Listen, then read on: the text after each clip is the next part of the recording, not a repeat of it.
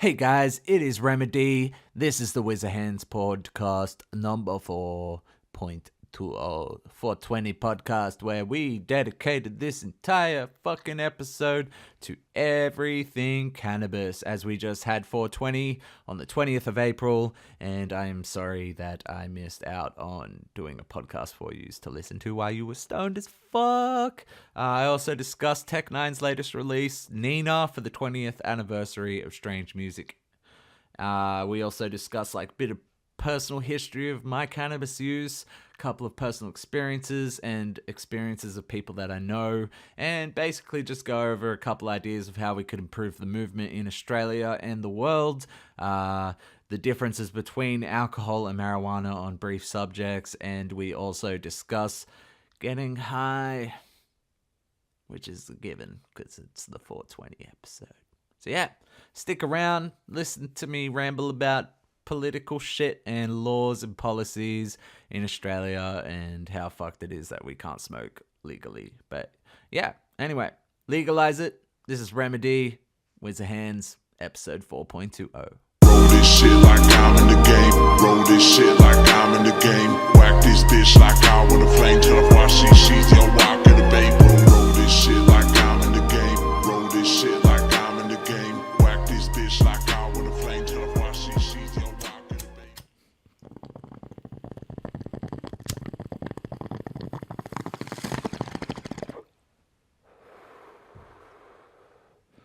Well, welcome back. I am Remedy. This is TheWizzaHands, episode 4.20, motherfuckers.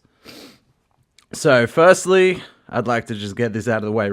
Right now, I'm very sorry that I was unable to release an episode on 420 this year. That's the 20th of April. For all you non-marijuana smokers out there, 420 is the day that we celebrate worldwide our love for marijuana, both medically and recreationally.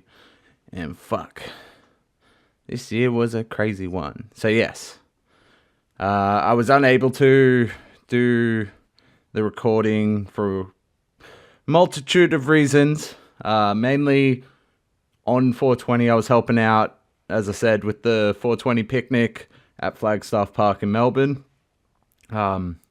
Stayed for 5 hours longer than I expected to. We were doing a barbecue to raise money for a homeless kind of charity thing that me, my mom, and a family friend does. We ended up making a fucking killing on that. We didn't... Funny enough, we didn't take into consideration, I should say, that stoners get the munchies. And after 4:20 p.m., there was about a 10-minute gap, and then we just got flooded with customers. So we made a fortune, paid back everything that we had spent, and raised a bit of money to buy a new barbecue and stuff, so we can do some more future 420 picnics and a barbecue run for the homeless once a month. I think that's where we're going with that at the moment. We want to do it weekly. But yeah, I've also been incredibly sick, really bad. There's been a bad flu going around Australia this year. I think I got it. And yeah, I also had full-time work on pretty much every day over the public holiday except 420 because I made sure I took that off.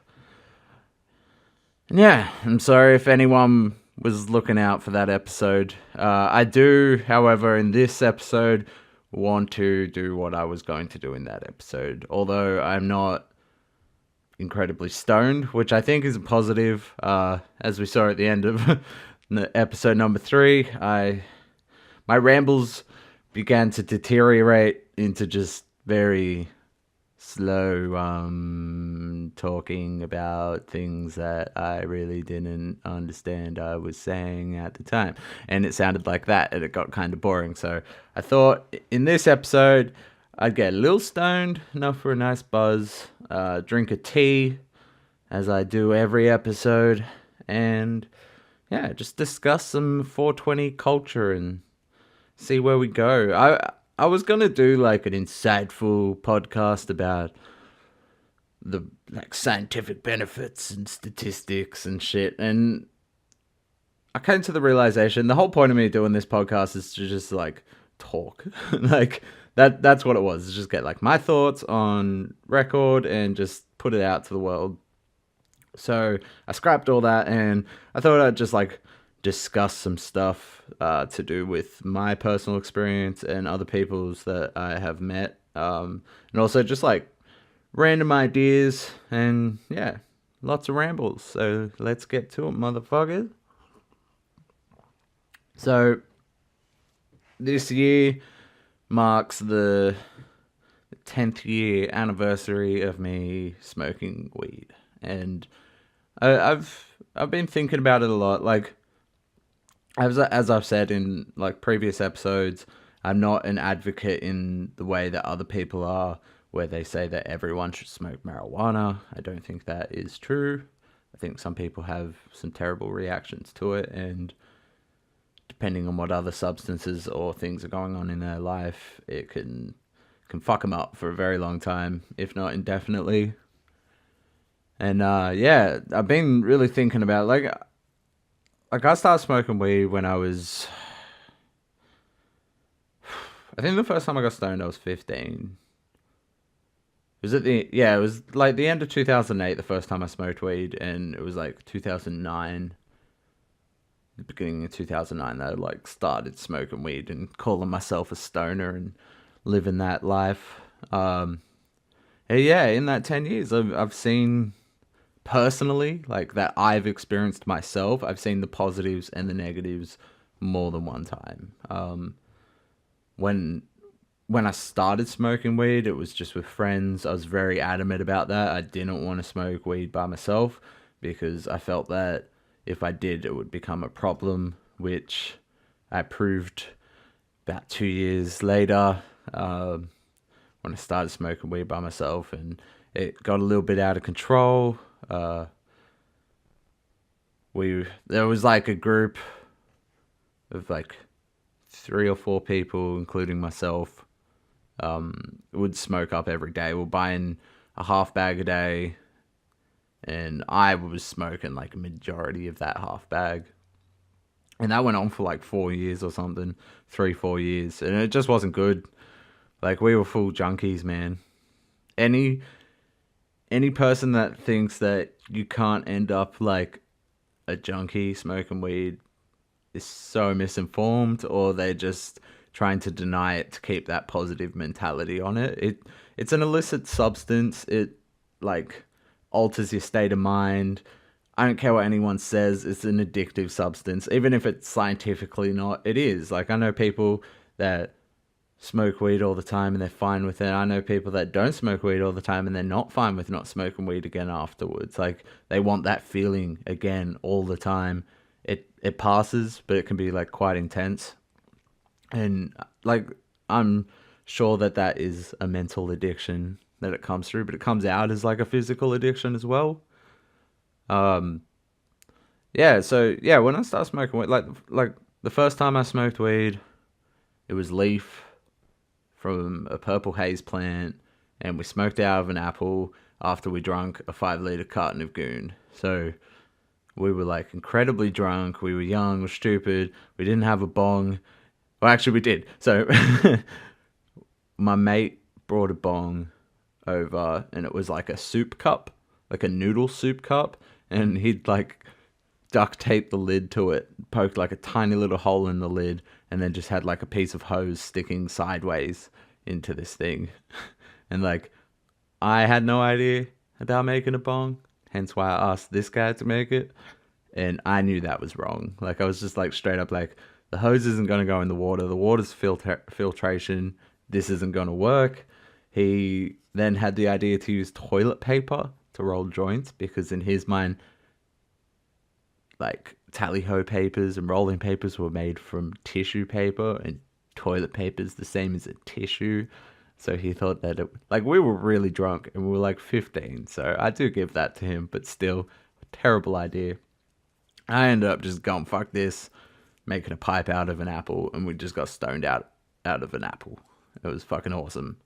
And yeah, didn't really have any other friends that were interested in it. So I pretty much just stopped there. And then one of my best friends the next year asked me to get him some. And I'd like talked to him about it. He said he'd never done it. So I said that I'd do it with him.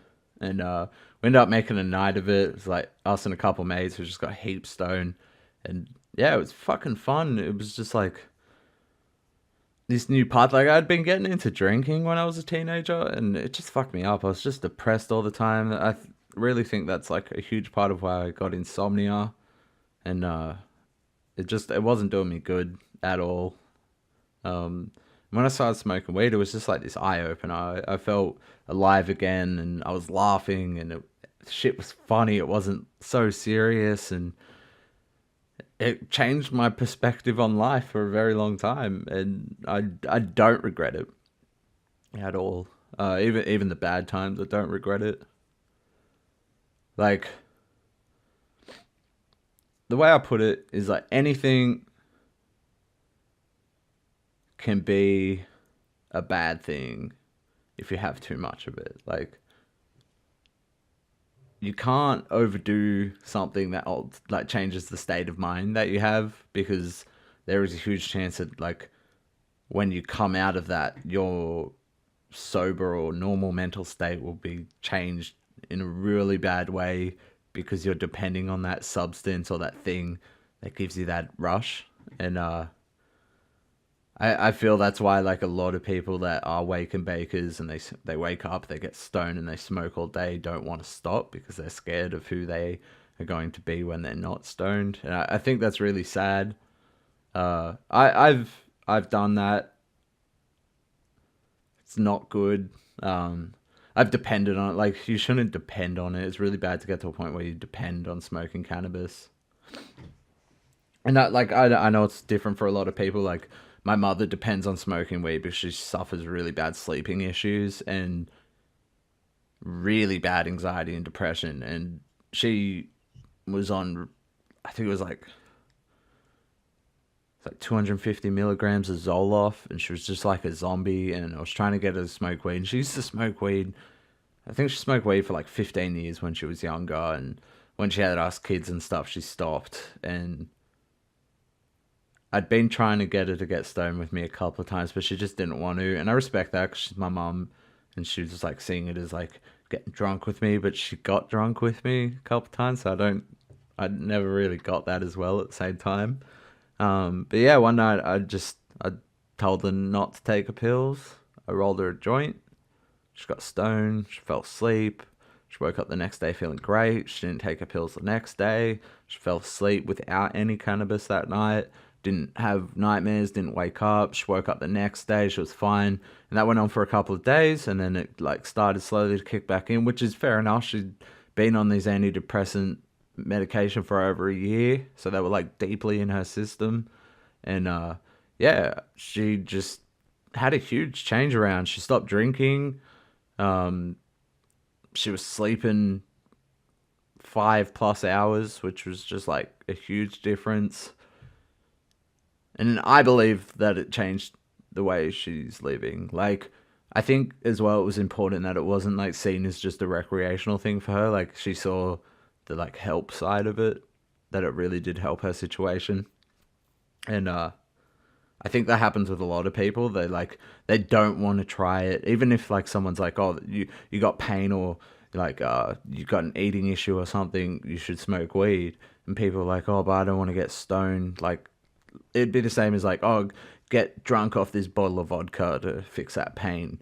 People are like, no, like, like, but even still, people would probably go for the vodka more than the marijuana. Like, when you think about it, just in society, it's more normal. But like, that's what it would be like to them. Is like you're giving them this drug that's gonna fuck them up, but they would take the painkillers that would fuck them up in multiple ways that are worse than either of those two other substances.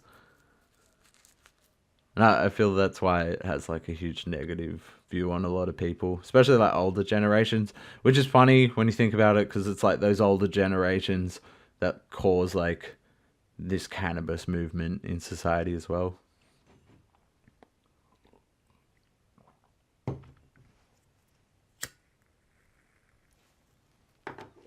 I think it's a shame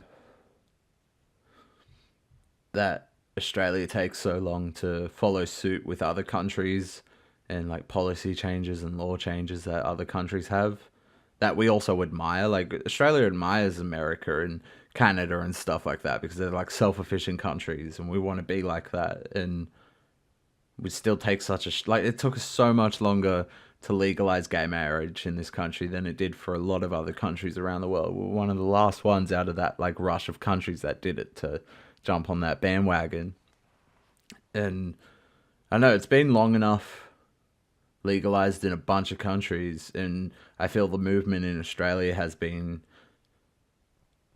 not even there. Like there's like not really a movement happening in Australia. I know there is points of change. Like it was legalized a couple years back for terminally ill patients to be allowed cannabis. And then there was like the legalization of research allowed on cannabis, which was great considering even majority of states in America have still blocked study on cannabis, which is just fucking ridiculous. Like there's enough proof out there that substances in cannabis and like chemicals in cannabis help with diseases and illnesses without even getting you stoned. Like CBD oil doesn't get you high, and it helps kids with seizures, and it helps with like autism, and it helps people sleep. It helps people with anorexia.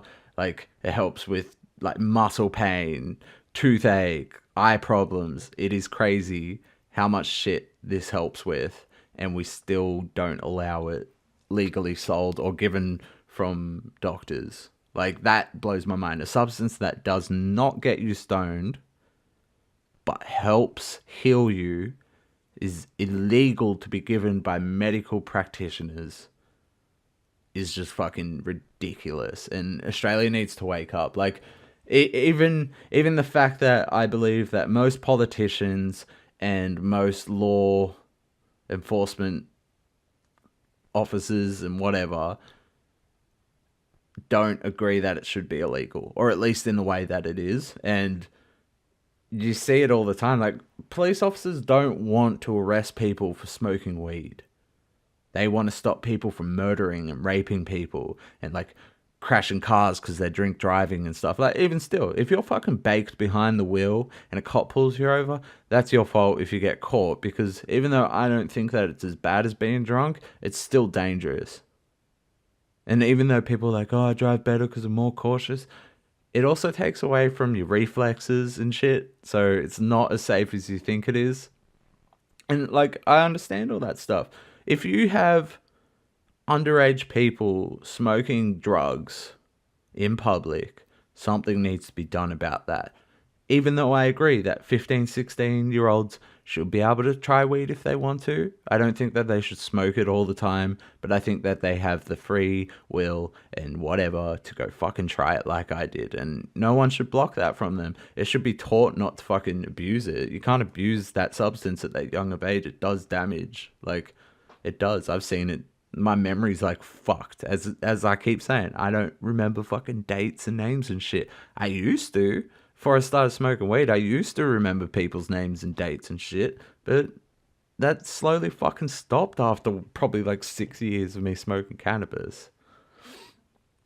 Like, alright, when we do the 420 picnics, even in the Sydney ones are a bit rougher because New South Wales law enforcement's a bit more cuntish, I've noticed, than Melbourne's and like Victoria's.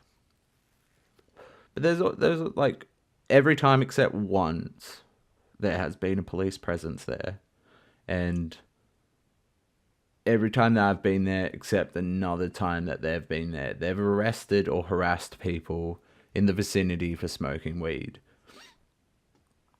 But they never come over and harass the main group of people that are like running it and to do with it. And I've noticed that they go after underage people because that's their main priority. Like I think it's great that young kids rock up to these things and they're there to support what we're there to support.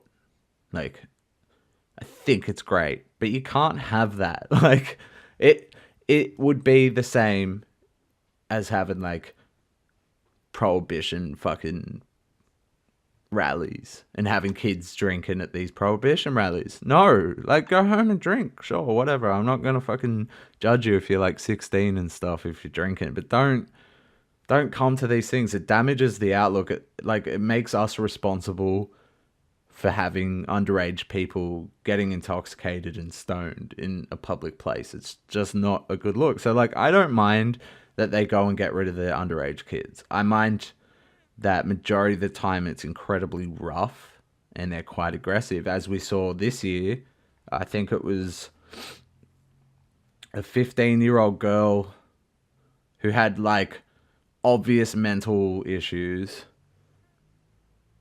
was smoking weed at the park, and the police like arrested her, but like really aggressively. I think at one point she was face down on the ground and had 5 grown adults, 5 police officers kneeling on top of her. She was a 15-year-old girl. She was tiny.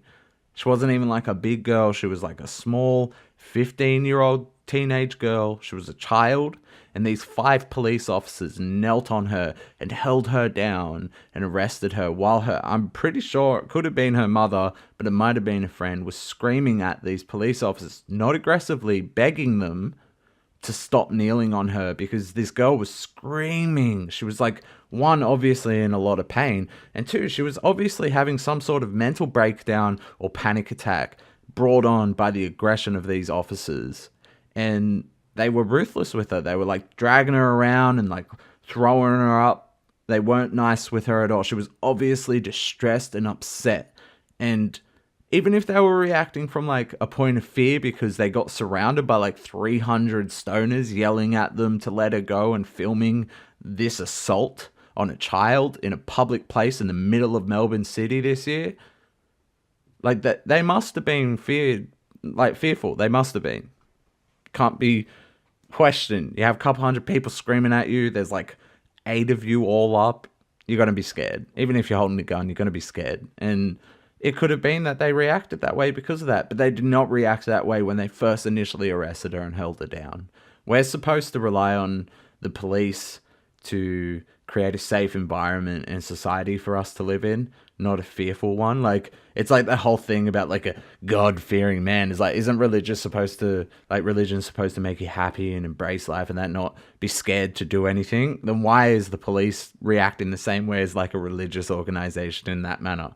When you see police, you get that anxious gut feeling. I don't care who you are. Anyone gets that feeling. Even if you know you haven't done anything wrong, you get that feeling. And that's because there's been a violent presence of police through the history of fucking law. Like, I think it's disgusting. I don't get me wrong. All right.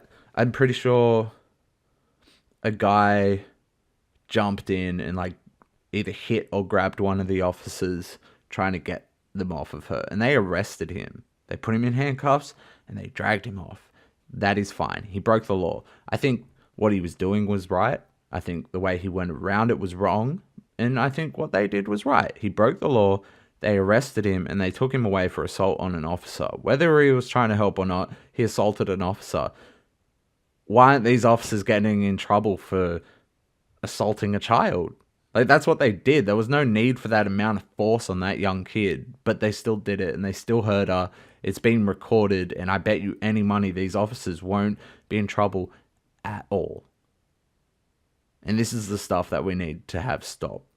Like, this is the problem with making a drug like cannabis in the same category as a drug like methamphetamines.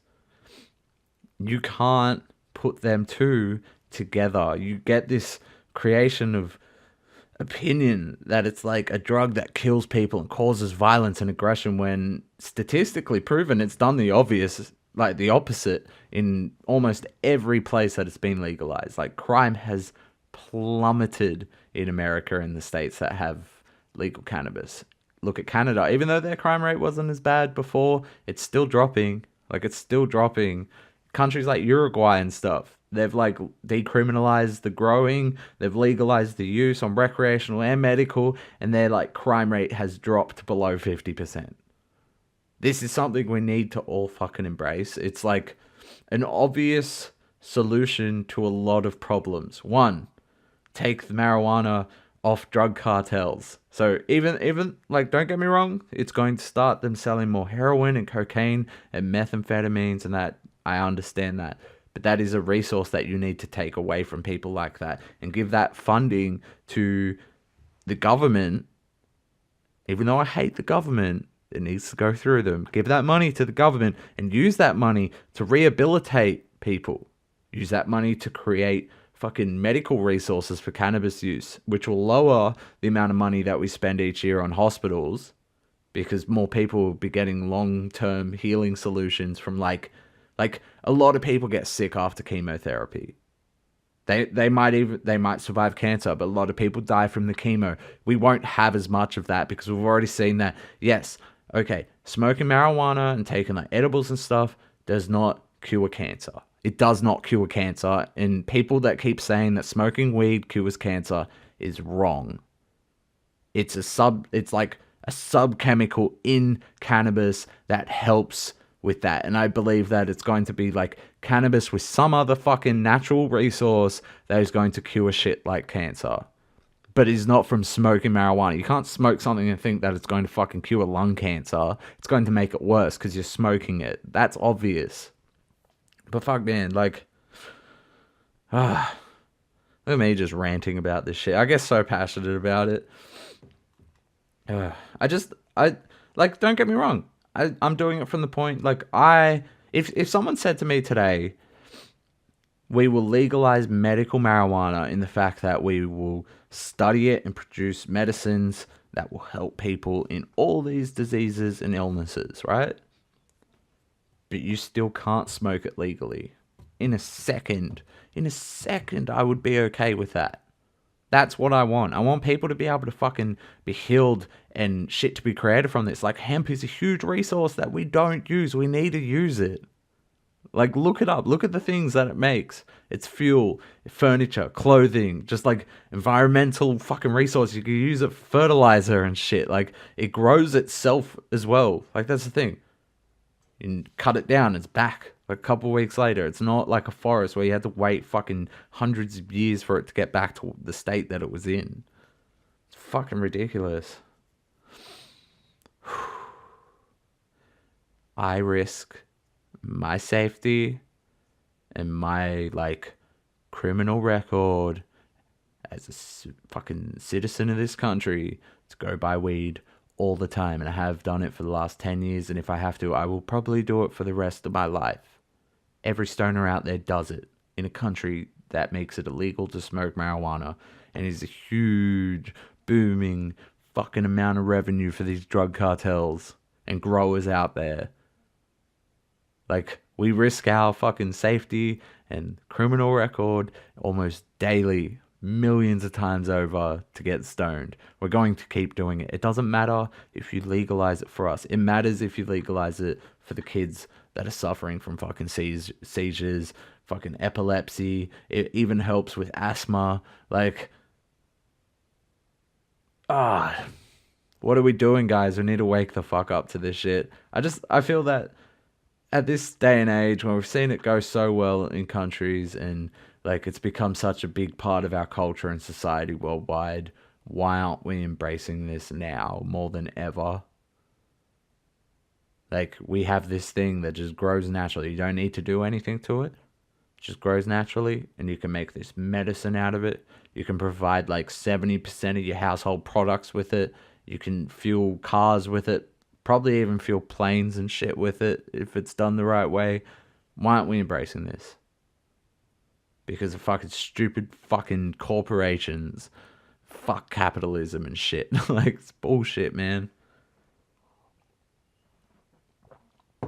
And like, I hope I don't deter anyone from trying it. Like, if you're thinking about getting stoned for the first time, bro, you should definitely do it. As long as you're safe about it. Like, I don't want to freak people out. if you're like really nervous or anxious about smoking weed, don't smoke it. It's like any substance that alters your change of mind. You should not do it. If you're in a bad place, it is going to make it worse. And like sometimes you take something that makes you feel amazing until you wake up the next day and it's like tenfold. Plus you feel like shit because you're on a come down or you're fucking hungover. It's not good, man.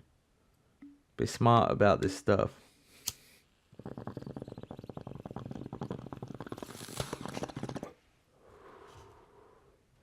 And like, that's the main issue I have with people being like, smoking marijuana is the gateway drug.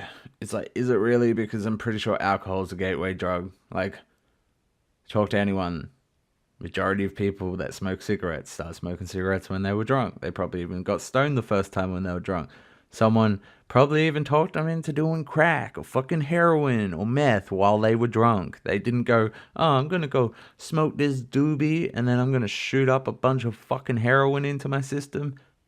Yes, there is a bunch of people out there that have done that. Is it the majority of people? No. Does it come close to the majority of people? No. We would have a much bigger drug problem in the world if that was true. I bet you more people smoke weed in the world than there are collectively people that are addicted to other drugs. Does my fucking head in. But yeah. Anyway, on a lighter note, the 420 picnic the other day, I got to have these butter snap edibles that this kid made. I need to get his details because fuck man, they were good. They were like $4 each or like 10 for 30. He made like red skins and stuff. So when we were selling the sausages, he like came up and was like, if you guys sell my edibles while you're selling sausages, I'll chuck you like 10% of the profits. So the guy was like, yeah, whatever, I'll do that for you. And in 10 minutes, he had sold out his entire supply and had like a bunch of fucking people there wanting more. So he handed out like all his details and stuff to people. And I think this guy is going to be making a lot of fucking edibles over the next few days. Like, and there was like these women there selling edibles as well. There was like 100, 200 people around them. And it was just like, it looked like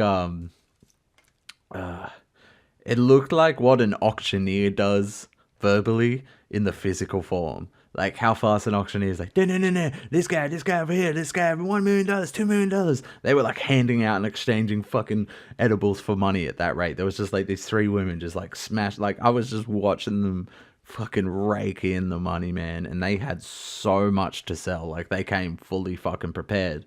This is what we want to see at these picnics. Like if anyone out there is listening and they're in a country that's not going to fuck with them entirely for smoking weed in public and doing a rally like this, get involved, man. Start doing 420 picnics. Do like 5 a year, build up the main one on 420, have events, have politicians come and talk and have like interactions, set up stalls with like local fucking community run weed fucking businesses or fucking professors and shit to do talks with people. Like we need to build a community. If you're in Australia and you're hearing this and you don't live near like Sydney or Adelaide or Melbourne, fucking start one at your own town. Like all you have to do, right, is get a bunch of people that are going to come and do it. And then you have to go talk to council or whatever and let them know that you'll be like occupying a certain public place to do a rally, and then just go fucking do it. And if it gets shut down, if the police rock up and it gets shut down, be peaceful, be respectful, and just abide by what they say. Don't fight it. They're doing their job. Like, they're hired to protect laws. And at this current time, smoking marijuana is against the law. So respect that they're doing their job. Don't antagonize them. Don't be a smartass. Like, the whole point of these things is to prove to society that people that smoke marijuana and like eat fucking edibles and shit aren't aggressive, lazy fuck cunts. Like, when we do these picnics, we clean up afterwards because we're not slobs. We don't want people thinking that we're fucking slobs. Like, majority of the people that come to these things are enthusiastic and filled with energy. They're smoking weed for like an 8-hour fucking period, and they're some of the most energetic fucking people I've seen. Like, that entire time that bands were playing, there was people surrounding that fucking area, and they were dancing and screaming and having fun and talking and jumping around, and they were stoned as fuck. Like, that stereotypical view of a stoner that just sits around and does fucking nothing and gives back to society nothing is just so fucking blown out of proportion. Like, majority of celebrities smoke weed, right? So, like, the whole Hollywood industry smokes weed. How can you say that stoners are lazy people when these people are fucking acting 24/7 and running businesses 24/7? Like, Wiz Khalifa owns a bunch of fucking businesses and shit. He wakes and bakes. Snoop Dogg, same fucking thing. And they still have the time to go make music with them fucking other artists, make their own albums and tour. And you think that fucking people that smoke weed are lazy. Look at Cypress Hill. Look at Be Real from Cypress Hill. The shit that he has done. Like, Willie Nelson's entire career was built off smoking cannabis. Cheech and Chong. These people are fucking enthusiastic, business-minded people that go out and they're entrepreneurs and they build businesses and they build fucking communities and they add to culture and they give back to society and they make millions of fucking dollars and pay their fucking taxes, and you look down at them because they like to get fucking stoned. But if they were to go home every night and have a couple of drinks, that's fine. They deserve that because it's been a long day and they've done all this shit. Like, that's totally fine. It's even totally fine knowing that, like, majority of fucking acting history, the actors were drunk. That's totally cool. But if you find out that they were stoned, oh, fucking, it's like blasphemy. Got to put that shit out, man.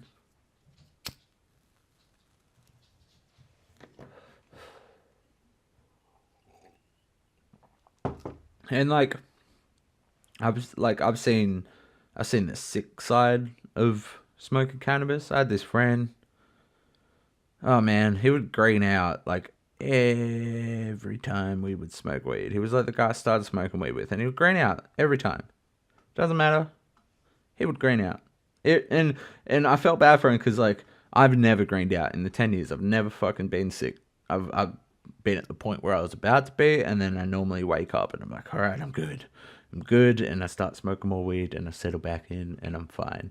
But, like, every time when we were young, I'd be like sitting there like, man, I don't feel good, I think I'm gonna be sick, and like 10 minutes later I was fine, filled with energy, looking after him while he was throwing up like fucking waterfall. Like, this happens to people. Some people just don't react well to it. Like, I had another friend who's not with us anymore, but, like, she was a one cone wonder, like a one hit wonder. She'd have one hit and then just throw the fuck up and pass out, like, every time. And I'm just like, don't do it then. Like, don't do it. But they wanted to, and that's their right to fucking do it. They weren't hurting anyone but themselves, obviously.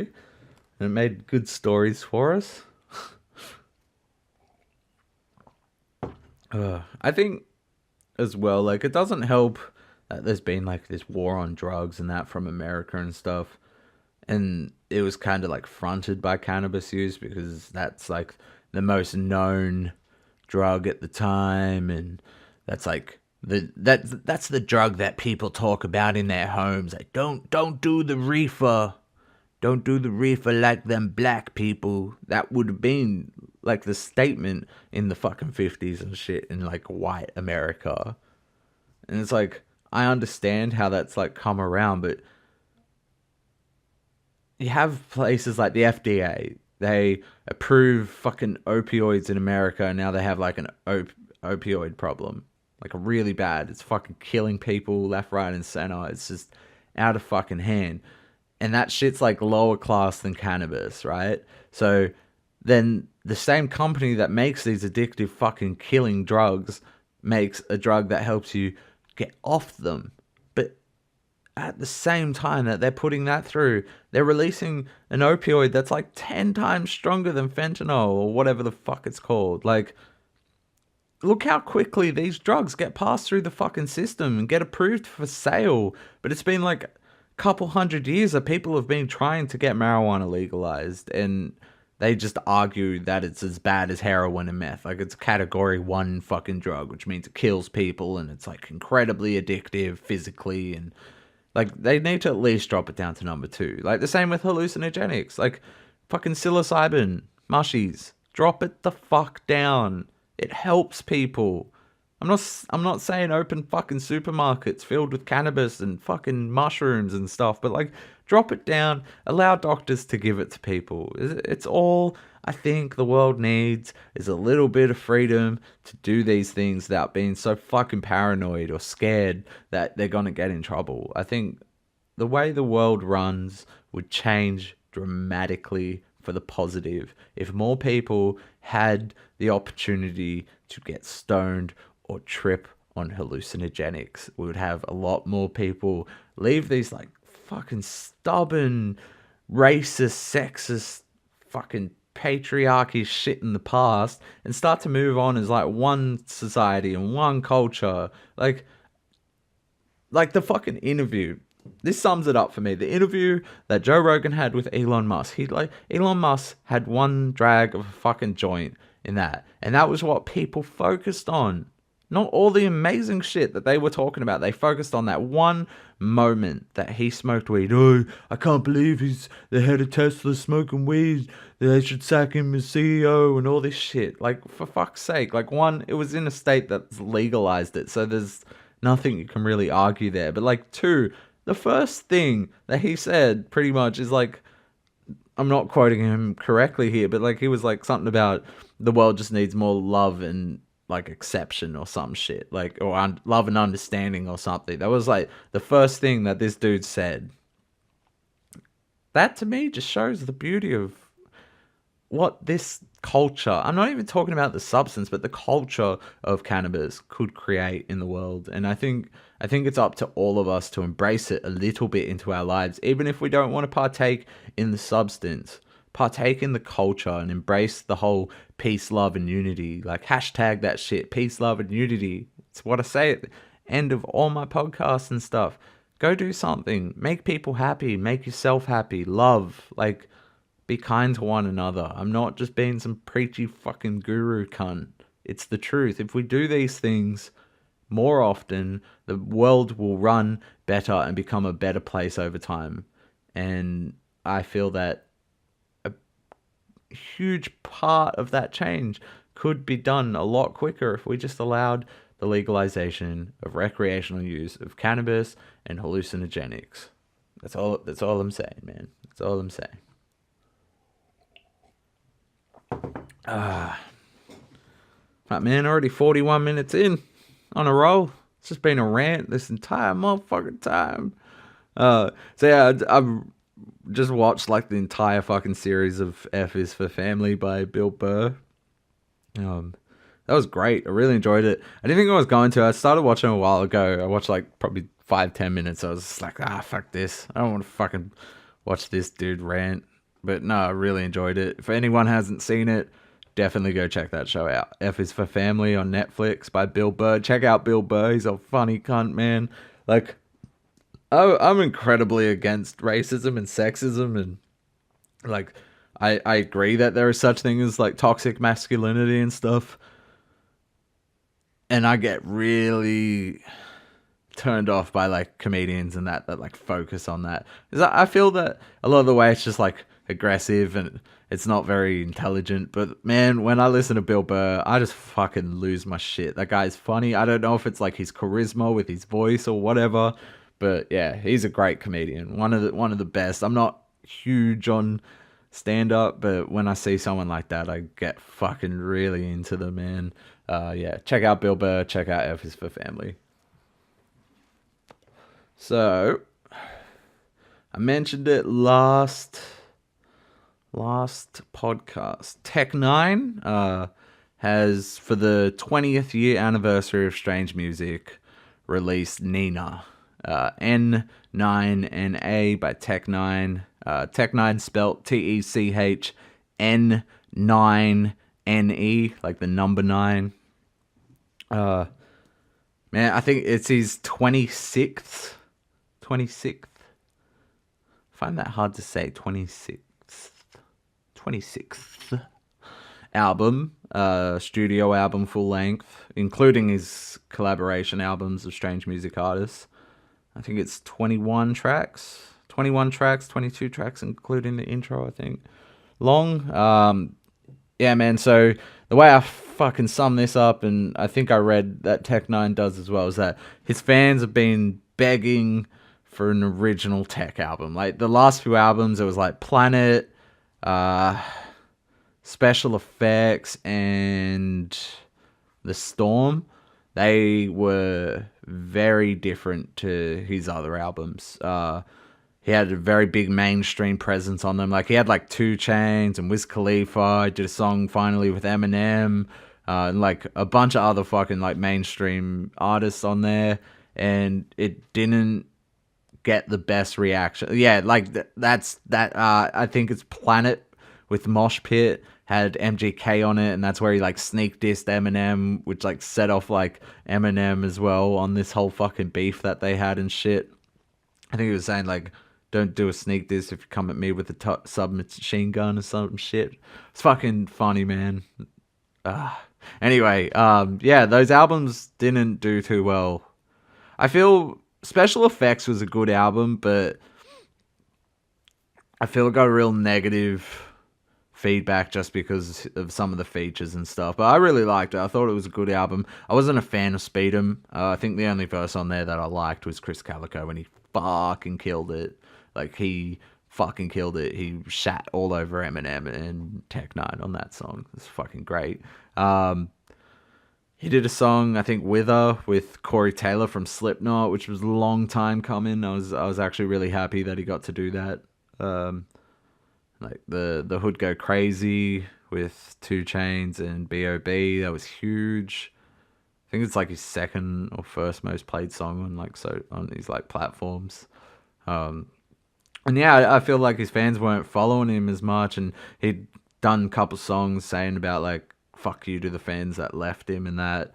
And this is an album for the fans that stuck around and stayed dedicated through those last 3 albums. And like, if you're a true fan of Tech N9ne, like, you have to understand he is against mainstream industry, but not against mainstream music. Like, he hates the industry and how the music industry is run and how little artists get paid and that. Like, that's his whole thing. It's like, fuck the industry.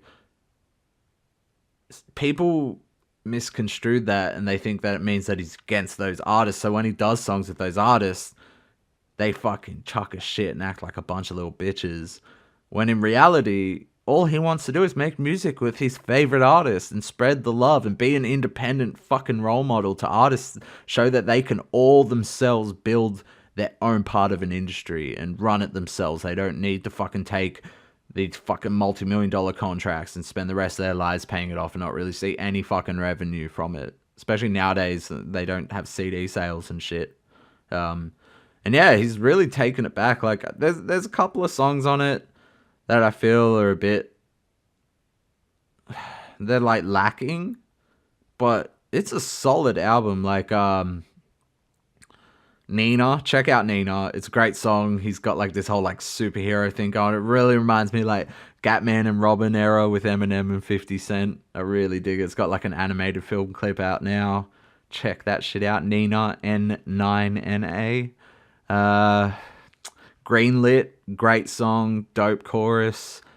Chucky Fever, that's cool. That was, he did like 2 releases. He did like the Nina Collection Part 1 and Nina Collection Part 2, which like let you see like the Chucky Fever and the Nina song.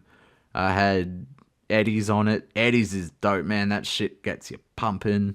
Rata has like a mad Jamaican fucking chorus sung by Chris Calico, and man, that dude's voice is like heavenly. I fucking love it. He's got FTI 2.0, that's like fuck the industry #2. That is fucking dope.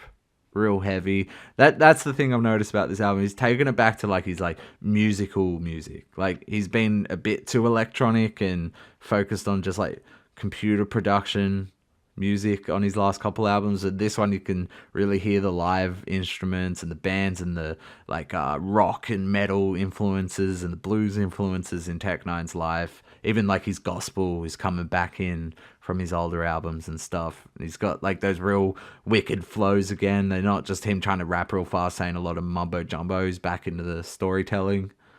Like he's got She Fell. It's just like a comedy fucking song about some dude's bitch falling on his dick. Like, it's old school Tech again. HOB, History of Bitches, great chorus. Ion Member makes me think of Member Berries from South Park. Hey, remember Hitler? I remember Reagan? I remember. Cracks me the fuck up. He's done his I Caught Crazy, which is like him talking about his like mental illness stuff and how he like fastened it into the Tech N9ne persona. And it ends with a great song, I'm Sorry. It's towards his family. Like it's about like leaving his brother to help look after his sick mom I think he left when he was like 16. He left him to like look after his mom. It's like a sorry to his daughter Rain for not being there, and just apologizing to his kids for missing stuff like their graduation and that. Just saying that the only thing he really loves is family, and he's sorry that he's missed out on a lot of stuff. Which, if you follow Tech N9ne, he's got a lot of remorse for the shit that he's done to do with his family. And yeah, it's a fucking solid album. If you got time, give it a listen. If you don't have the time to listen to the whole album, listen to the songs I've mentioned. They're fucking great. And yeah, that's Tech N9ne's new album, 2019, 20th anniversary of Strange Music Inc. My boy. That's the little fucking music review this week.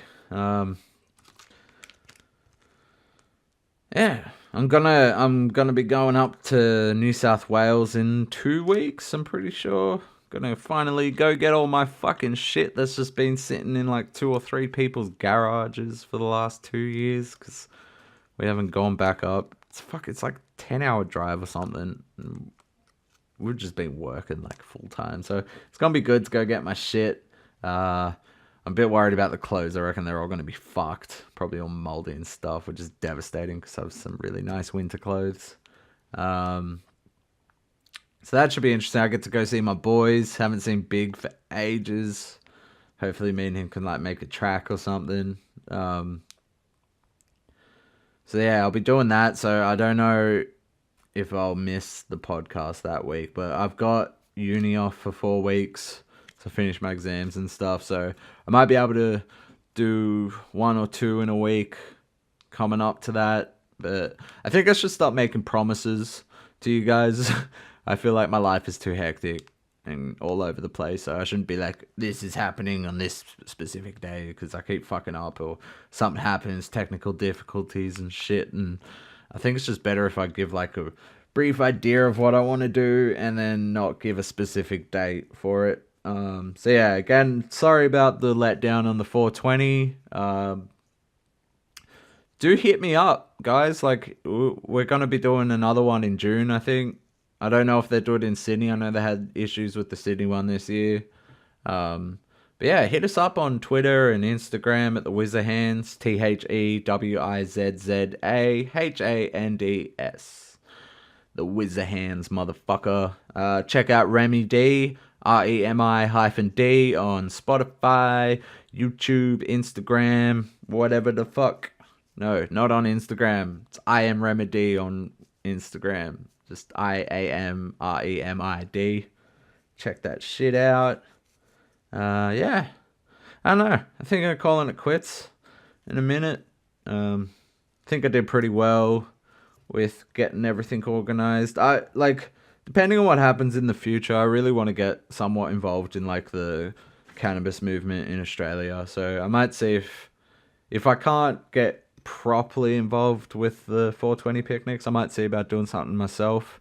I know enough people in Australia that would be willing to put a hand in. So if anyone out there is listening and you want to get involved in the cannabis movement in Australia and help improve the future for medical marijuana and recreational use, hit us the fuck up.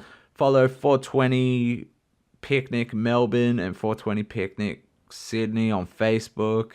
Follow all those movement pages, man. Really support it. If you care about it, really support it. We don't want people just coming that don't care about it and just getting drunk and stuff. Like, if it's not something you're into, don't come along. Like, and I'm not trying to be mean by that. Just don't come along. It'll be a negative day for you. It'll be a bad impact for us. So we don't want people doing that shit. It's not a piss up. It's not a party. It's a place to come feel safe in public and feel what it would be like if we legalized marijuana and allowed that stuff to happen. And it also shows society that, like, we had 6,200 people rock up. Like, it was a lot of people in a very small area to have only like 2 people arrested, one situation, and then just have like a couple fucking thousand people getting stoned and like nothing really happening in a bad way. Should show society that, like, this is something to fucking start looking into. You get 6,000 drunk people in an area for 8 hours, shit's gonna happen, man. Like, I give it 2 hours. Alright, well, yeah, so look into it, support this shit, share us around, hit us up with some ideas. Anyone wants to have some fucking conversations or whatnot about future fucking endeavors, let's do this shit. Yeah. Thank y'all for listening, motherfuckers. As always, go help people, be happy, do something lovely for someone, pat a dog, smell some flowers, you know. Share someone's music. Share someone's music that you know. Get people pumped about someone in your family or a friend at school or something that's doing something creative. Share that shit around. Get involved. Do some volunteer work. Smoke a blunt, motherfuckers. It's Remedy. This is the TheWizzaHands, episode 4.20. Yo, motherfucker. Woo!